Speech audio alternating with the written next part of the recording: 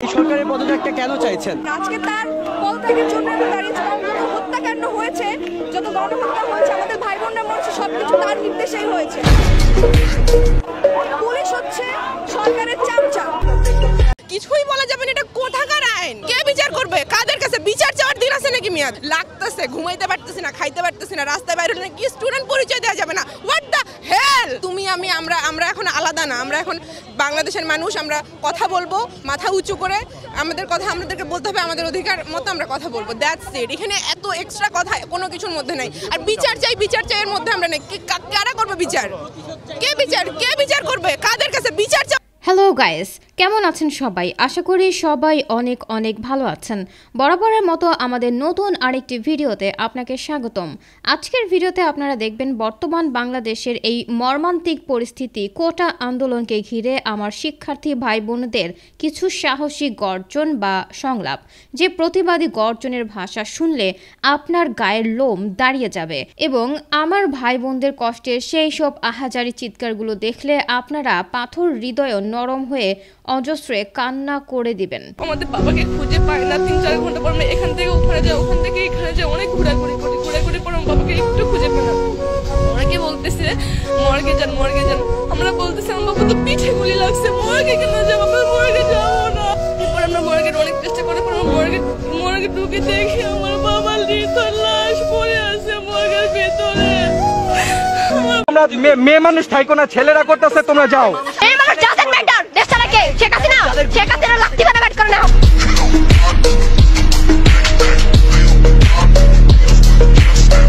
সুতরাং গাইস, আমাদের সাথে আপনিও বাংলাদেশে আমার শিক্ষার্থী ভাই বোনদের উপর হয়ে যাওয়া মর্মান্তিক দৃশ্য এবং সাহসী সব গর্জনগুলো নিজ চোখে দেখতে চাইলে আজকের ভিডিওটি সম্পূর্ণ দেখার অনুরোধ রইল, কেননা এই সকল ভিডিও আপনাকে লড়াই করার সাহস কয়েক গুণ বাড়িয়ে দেবে। তো চলুন একটি লাইন দিয়ে পুরো ভিডিও একসাথে দেখে আসা যাক। পুলিশকে সে যেভাবে নির্দেশ দিয়েছে, ছাত্রলীগকে সে যেভাবে নির্দেশ দিয়েছে, তারা তাদের মতোই কাজ করেছে। সরকারের কারণে এসব হয়েছে। এই সরকার আমরা চাই না।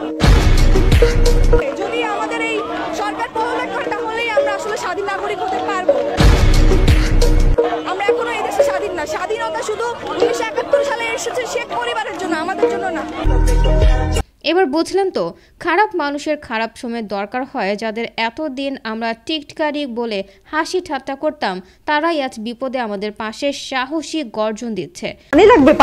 পানি আছে, হ্যাঁ, এরকম একটা বোতল আছে। মুগ্ধ আমাদের জন্য অনেকগুলো পানির বোতল রেখে গিয়েছে, সেই পানি এখানেও আছে। অগস্ট মাস আমাদের শোকের মাস। অগস্টের আগে জুলাইতে এমন করে শোক পালন করতে হবে আমরা কেউ ভাবিনি।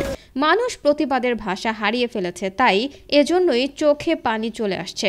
আর কত তাজা প্রাণ দিলে আমরা একটি স্বাধীন বাংলাদেশ পাবো বলেন? এভাবে তো আর বেঁচে থাকা যায় না। কিছুক্ষণ আগে আপনাকে একটা ঘটনার কথা বললাম, আপনি শুনেছেন। আমি আশা করি মাননীয় প্রধানমন্ত্রীকে আপনি এই ঘটনা বলবেন, কি হয়েছে একজন শিক্ষার্থীর সঙ্গে। বঙ্গবন্ধু বলেছিলেন, আর যদি একটা গুলি চলে, আর যদি আমার লোকের উপর হত্যা করা হয়, তিনি হুঙ্কার দিয়েছিলেন পাকিস্তানি স্বৈরশাসককে। আজ বঙ্গবন্ধু থাকলে এই অবস্থা হতো? আমার মেয়ে থাকতে পারত, ওই মানুষগুলোর জায়গায় আমি আপনি থাকতে পারতাম। দেখেন কতটা কষ্ট নিয়ে কথাগুলো বলছেন আপুটি। সত্যি একবার চিন্তা করেন, যারা শহীদ হয়েছেন তারা আপনারা আমার কাছের মানুষ ভাবতেই কলিজা ছিঁড়ে যাবে। সরকারকে আমার একটা প্রশ্ন, আমরা তো হাতে অস্ত্র নেই নাই, আমরা খালি লাঠি আর ইট নিয়ে নামছি। আপনারা কি আসেন রবার্ট বুলেট, অরিজিনাল বুলেট, বোমা, যে 4% রাইফেল নিয়ে নামছেন। আমাদের হাতে যদি অস্ত্র ওঠে, আপনারা কি বাঁচবেন? একটা 4 কোটি রাজাকারের হাতে যদি অস্ত্র ওঠে, আপনারা কি থাকতে পারবেন? আপনারা মাঠে আসতে পারবেন? এটাই আপনার কাছে প্রশ্ন। আমরা অস্ত্র ধরি না, যে হাতে কলম ধরি সে হাতে অস্ত্র ধরতে আমরা দুইবার চিন্তা করি। আমি বিএনপি হিসেবে এখানে আসিনি, আমি কোনো দল রিপ্রেজেন্ট করছি না। আমি রুমিন ফারহানা, বাংলাদেশের একজন নাগরিক। আমার তো অধিকার আছে প্রতিবাদ জানানোর, আমি সেই প্রতিবাদটাই জানাতে এসেছি। লাল রক্তের রং, লাল প্রতিবাদের রং, লাল আন্দোলনের রং, লাল বিক্ষোভের রং। এবং আমার সন্তানের রক্ত ঝরেছে, আমার সন্তানরা রক্তাক্ত হয়েছে, তাদের সাথে সংহতি জানিয়ে আমি লাভ। আসলে গাইজ, এখন আর আমাদের তোমাদের এই দল ওই দল বলতে কিছু নেই। এখন শুধু আমরা স্বাধীনভাবে মাথা উঁচু করে বাঁচতে চাই, আর কিচ্ছু না। আমরা শান্তিপূর্ণভাবে আন্দোলন করছিলাম, কেউ একজন এই যে পুলিশের যে জ্যাকেট গুলো আপনারা দেখেছেন আমি হস্তান্তর করেছি, ওগুলো আমার আন্দোলনের জায়গায় রেখে চলে গেছে। অথচ আমরা ছিলাম শান্তিপূর্ণ অবস্থায়। এখন ওনারা এটা একটা এই মাত্র কিছুক্ষণ আগে কেউ একজন এগুলো রেখে চলে গেছে, এবং আমার যেটা ধারণা ওরা এটা পুড়িয়ে দিয়ে বলতে চাইছিল আমার বাচ্চারা এগুলা পুড়িয়ে দিয়েছে। এবং যেমন মেট্রো রেলের জন্য ওনারা কাঁদে না, এই পুলিশের ড্রেসের জন্য 2 দিন পর কাঁদতো, তারপর বলতো আমার বাচ্চারা রাষ্ট্রীয় সম্পদ ধ্বংস করে। ঠিক আছে, আমরা রাষ্ট্রীয় সম্পদ ধ্বংস করার জন্য আসি নাই ভাই। রাষ্ট্র আমাদের টাকা, আমাদের ট্যাক্সের টাকাই হয়। মতিউর বেঞ্জিনের মতো তো আমার বাচ্চারা টাকা বার করতেছে না। একটা জ্যাকেট পাইছে তার পর্যন্ত বলতেছে ম্যাডামকে ফেরত দিয়ে আসেন। আমাকে সাক্ষী দিয়ে কেন দিতে আসছে জানেন? কারণ ওদের হাতে দেখলে আপনারা তো মনে করেন ওরা ছাত্রলীগ, ওরা অমুক দল, তমুক দল, শিবির, রাজাকার ইত্যাদি। আমাদের এই বাচ্চারা, এই যাদেরকে আপনারা জেনারেশন বি বলেন, তারা এইটা থেকে বের হতে চায়, পরিবর্তন চায়, সংস্কার চায়। এটা কোনো দোষের হতে পারে না। এটার জন্য বারবার তাদের বুকে গুলি চালাতে পারবেন না। আগে না হয় আমরা অভিভাবকরা মরি, তারপর ওদেরকে মারি। এর আগে একটা গুলি এখন বাচ্চাদের কাছে করবে। বলতো পাপে দেখছেন আপনারা বন্যার টাইমে কিছু আমরা মানবতার ফিরিওয়ালা থেকে বন্যার টাইমে টান দিয়ে দেয় মানুষের দরবারে বিভিন্ন দেশ থেকে দেশে কোটি কোটি টাকা পাঠায়, লাখ লাখ টাকা সেই টাকা টান দিয়ে দেয়। বড় বড় স্থানে থেকে মনে করেন তারা তেমনি পর্যায়ে মনে করেন মহিলা দেয়, মুড়ি খাবার দিয়ে দেয়। আজকে সেই মানবতার ফিরিওয়ালা কই? আজকে মানবতার ফিরিওয়ালা কই? রাস্তাঘাটে দেয় কেন তারা?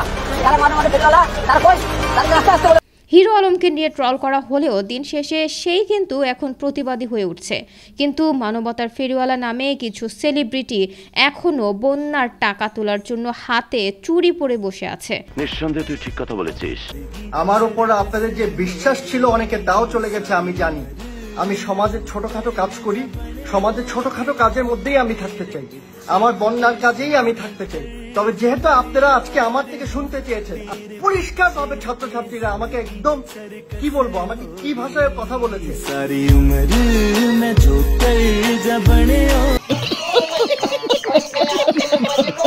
সকল ছাত্রছাত্রী, সকল শিক্ষককে আমি আন্তরিকভাবে ধন্যবাদ জানাচ্ছি আমাদের সাথে আজকে যোগ দেওয়ার জন্য। আমি খুবই শর্টে একটা কথা বলবো, আমাদের বাবার ট্যাক্সের টাকা দিয়ে আপনারা আমাদের উপর গুলি করতেছেন। এই দেশটা কারোর বাপের না, এই দেশটা সবার জনগণের। আসলেই এই দেশটা কারো বাপের না, এই দেশটা আমাদের সবার। বাঁচতে হলে মাথা উঁচু করে বাঁচবে, তাই বলে আমাদের টাকায় কেনা গুলি আমাদেরকেই মারা হচ্ছে। এর বিচার কি কখনো হবে না? লজ্জা, আপনাদের কাছে কোন কথা বললে আপনাদের লজ্জা হবে আমি জানি না।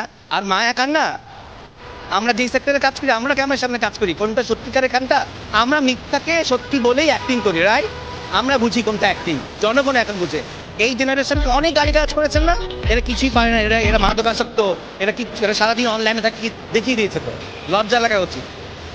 আমার এখন দুঃখ লাগে যে আমি এই জেনারেশনে জন্মাতাম, তাহলে আর অনেক কিছু করতে পারতাম।